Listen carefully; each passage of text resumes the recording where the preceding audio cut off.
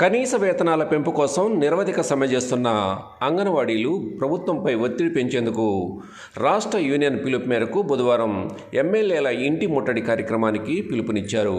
అందులో భాగంగా దర్శిపట్నంలోని కుర్చేడు రోడ్లో గల ఎమ్మెల్యే డాక్టర్ మద్దిశెట్టి వేణుగోపాల్ ఇంటిని అంగన్వాడీలు ముట్టడించారు.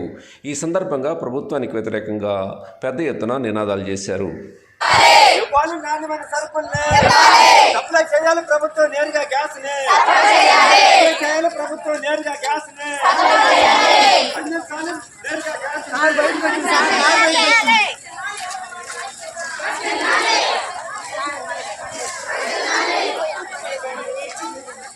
చెప్పండి.